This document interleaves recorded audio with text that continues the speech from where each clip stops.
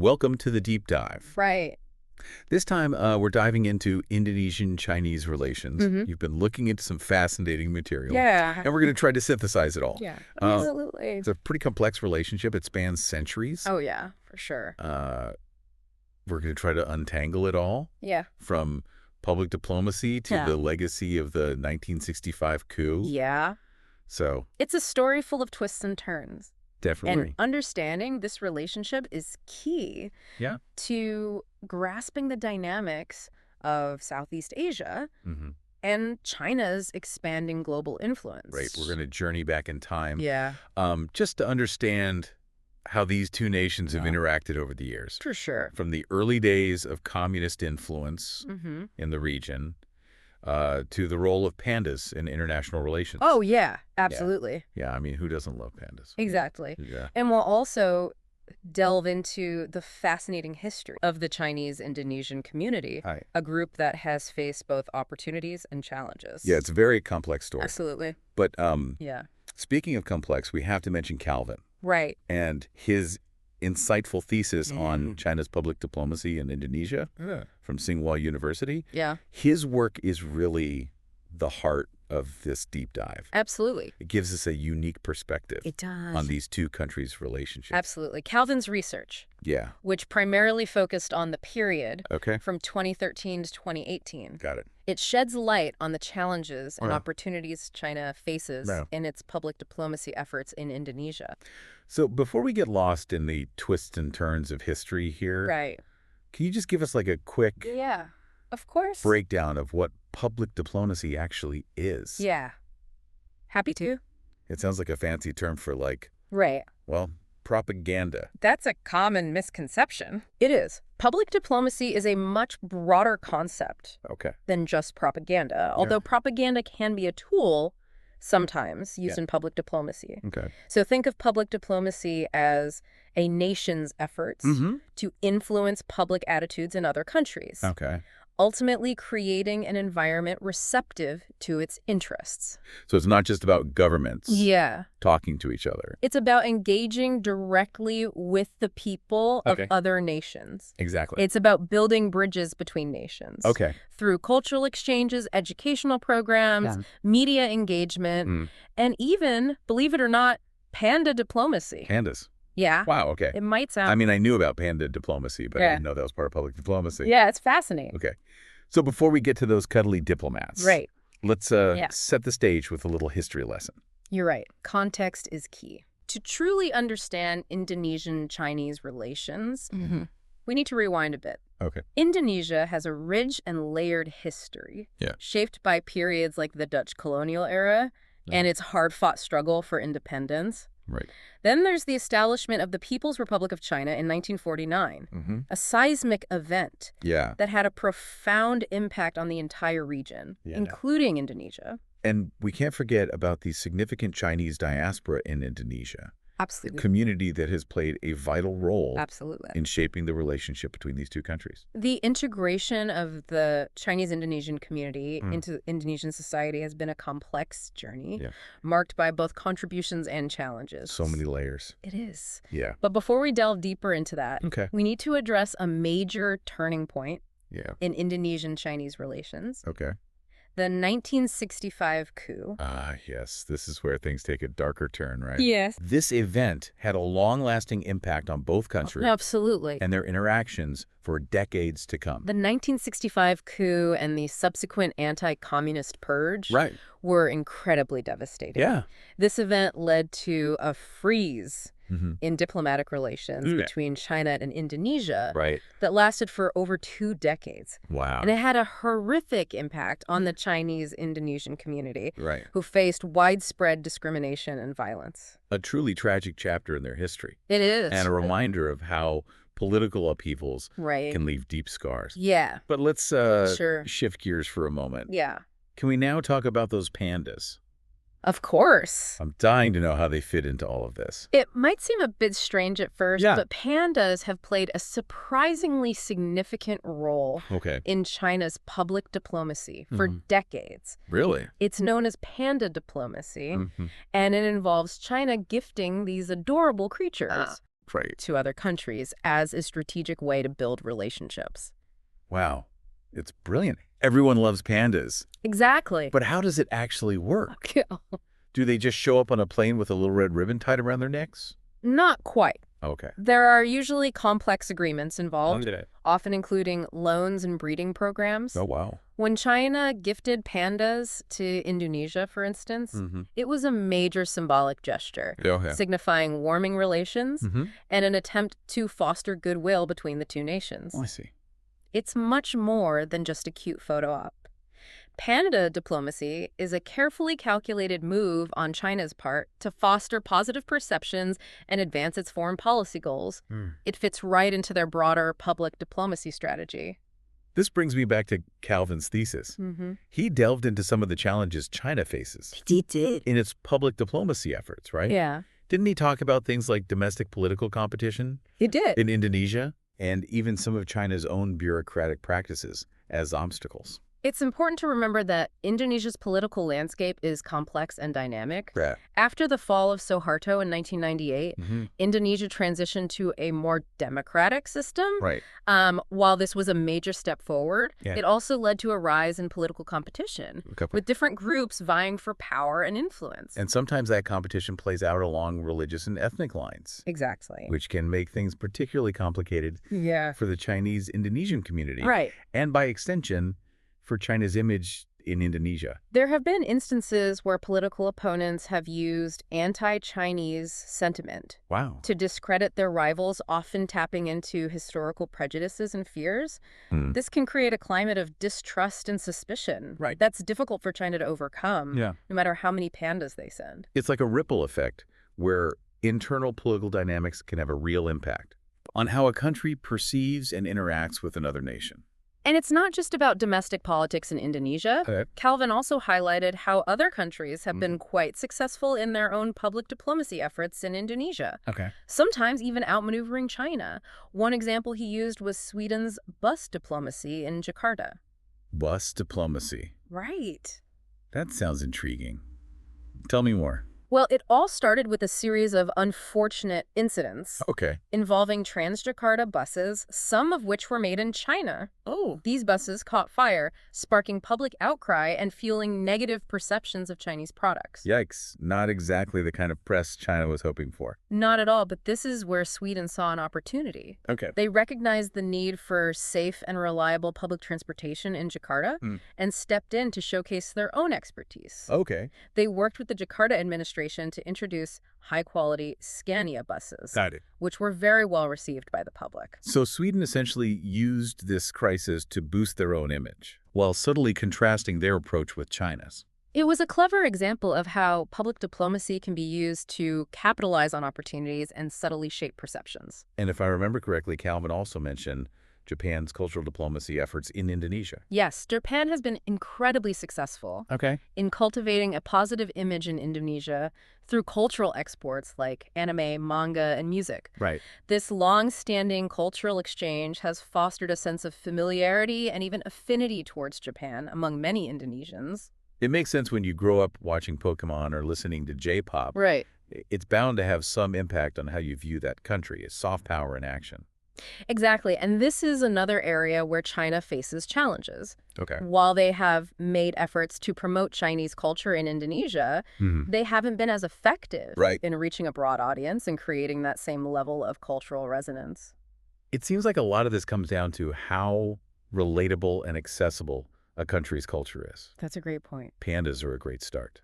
But it takes more than cuddly animals to truly win hearts and minds. And this brings us to the final challenge. Calvin identified China's own bureaucratic and inflexible public diplomacy practices. He argued that China's approach can sometimes be too top-down and lacking in creativity, which ultimately limits its impact. So it's not just about what China is doing, but how they're doing it. Precisely. He argued that China could be much more effective if they adopted a more nuanced, decentralized approach that empowers local actors and fosters genuine cultural exchange. This makes me think about the Confucius Institutes that China has set up around the world, including in Indonesia. They're meant to promote Chinese language and culture, but they've also faced criticism for being too closely tied to the Chinese government. You're right. That ties into this idea of authenticity and credibility. Yeah. If people perceive an organization or initiative as being primarily a tool of government propaganda, it's going to be much harder to achieve those public diplomacy goals. It sounds like China has a lot to consider. They do. If they want to genuinely connect with the Indonesian public and build a more positive, lasting image. It's a complex and ever-evolving landscape, and there are no easy answers. Yeah. But understanding the challenges is a crucial first step towards finding more effective solutions. Now, we've talked about the broader goals of China's public diplomacy. Right. But I'm curious about the specifics of how this plays out in Indonesia. What are some of the concrete initiatives and activities they've undertaken? Well, one major focus has been on educational exchanges. Okay. China offers a number of scholarships for Indonesian students to study in China. Got it. They're hoping to foster a new generation of Indonesians with positive views of China. It's a long-term strategy, planting seeds for the future. It is. But does it actually work? Do Indonesian students who study in China come back with a more favorable view? It's a mixed bag, to be honest. Really? Some students do return with a greater appreciation for Chinese culture and a more nuanced understanding of the country. What? But others find the experience jarring. They face cultural differences. Right. And in some cases, they even encounter prejudice or discrimination. So it's not a guaranteed win for China. It's not a guarantee. What about media engagement? Has China tried to utilize media to influence perceptions in Indonesia? Absolutely. China has invested heavily in expanding its global media presence, including launching Indonesian language news channels and websites. Oh, wow. The goal is to present a more positive and appealing narrative about China to the Indonesian public. But given what we've talked about in terms of credibility and perceptions of propaganda, that seems like a tough hurdle to overcome. It certainly is, and it's been made even more challenging by the rise of social media, where information spreads rapidly and is often filtered through pre-existing biases and beliefs. So China can't just control the message anymore. Right. They have to contend with a much more dynamic and unpredictable information landscape. Exactly, and it's a landscape where negative stories about China, whether accurate or not, can go viral and have a significant impact on public opinion. It sounds like a public diplomacy nightmare. It can be. So what's China to do? Are there any strategies or approaches that might be more effective in this complex environment? Well, one thing Calvin emphasized in his thesis was the importance of authenticity and genuine cultural exchange. Right. He argued that China needs to move away from top-down government-driven initiatives and focus on building people-to-people connections. That makes sense. Forcing cultural exchange feels artificial. It has to happen organically, driven by genuine interest and curiosity.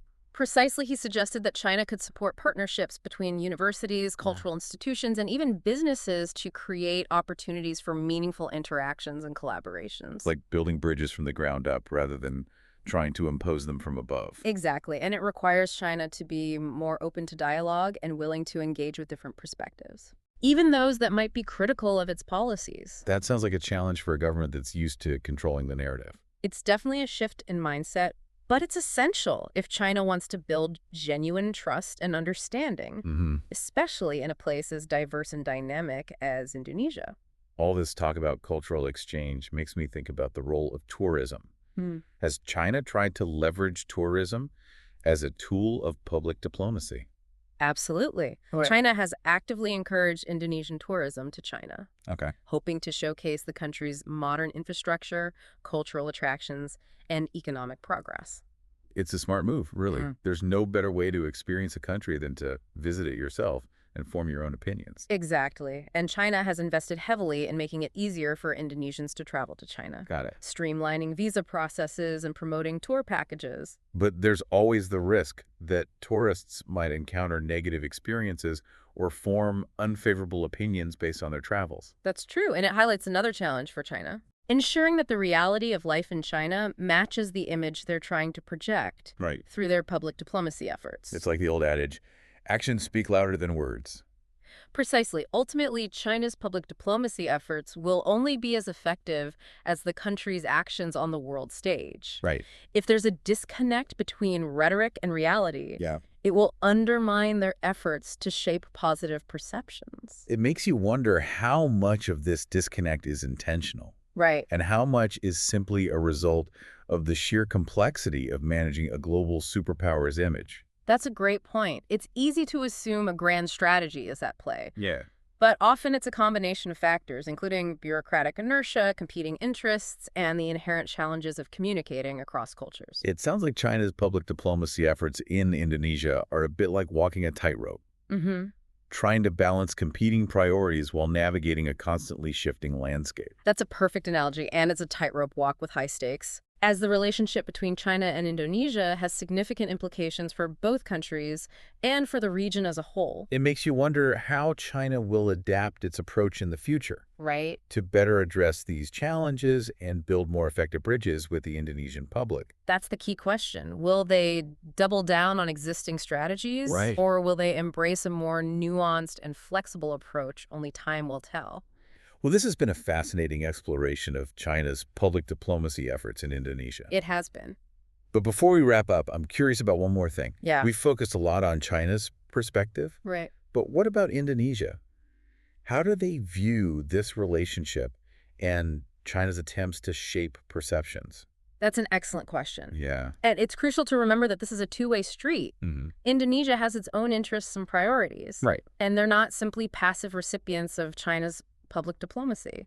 So how has Indonesia responded to China's growing influence in its public diplomacy efforts? It's a complex mix of pragmatism and caution.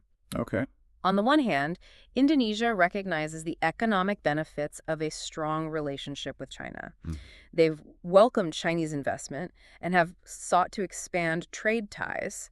But on the other hand, there's a definite undercurrent of wariness, particularly among some segments of the Indonesian public and within the government. Got it. They're concerned about China's growing military power, its assertive actions in the South China Sea, and the potential for economic dependence. So it's like a balancing act trying to reap the benefits of the relationship while mitigating the risks. Exactly. And this tension plays out in how Indonesia engages with China's public diplomacy efforts. Okay. They welcome some initiatives like educational exchanges and cultural collaborations, but they're also quick to push back against anything perceived as propaganda or interference in domestic affairs. So it's a delicate dance navigating both the opportunities and the anxieties of this increasingly important relationship. Indeed, and it's a dance that will continue to evolve as both countries grapple with the challenges and possibilities of a rapidly changing global landscape. Yeah, it really is a delicate dance. It is. We've covered so much ground today, from the complexities of public diplomacy and the historical turning point of the 1965 coup to the surprising role of panda diplomacy. It is surprising. We've even delved into the unique experience of the Chinese-Indonesian community. Absolutely a fascinating community. And through it all, yeah, Calvin's thesis has really served as a valuable guide. It has. Helping us understand the challenges and nuances of China's public diplomacy efforts in Indonesia. It's a great lens. But as we wrap up this deep dive, one question keeps coming back to me. Yeah. How might China adapt its approach to public diplomacy in the future, given all these complexities and Indonesia's desire to chart its own course? That's a question worth pondering. I know, right? There are several paths China could take. Okay. They could, for example, double down on their economic engagement, emphasizing the tangible benefits of their investments and partnerships with Indonesia. That's a pragmatic approach, appealing to Indonesia's focus on economic growth and development. Right. But will it be enough to address those underlying concerns about influence and autonomy? That's the key question, and it's why China might need to consider a more nuanced approach. Okay. One that focuses on genuine cultural exchange and people-to-people connections. Right. They could invest in collaborative projects, educational partnerships, and even support Indonesian studies programs in China. So it's about shifting the focus from broadcasting their message to fostering genuine dialogue and understanding. Exactly. But as we've discussed, that requires a level of openness and transparency that might be difficult for China to embrace. It would certainly require a shift in mindset, but it could be the key to building a more sustainable and mutually beneficial relationship with Indonesia. And they could learn a thing or two from Japan's playbook. How about tapping into the power of soft power through cultural exports that resonate with Indonesians. Right. Finding those shared interests and passions that can transcend political differences. Absolutely. Investing in high-quality, culturally relevant content that speaks to Indonesian audiences could be a game changer. Well, this has been an incredible journey. It has. Exploring the intricate world of Indonesian-Chinese relations. Absolutely. It's a relationship full of complexities, challenges, and a whole lot of pandas. And it's a relationship that will undoubtedly continue to shape the geopolitical landscape for years to come. Well, thank you for joining us on this deep dive into Indonesian-Chinese relations. It's been a pleasure. We hope you've gained some new insights and are inspired to continue exploring this fascinating topic. Absolutely. Until next time, keep diving.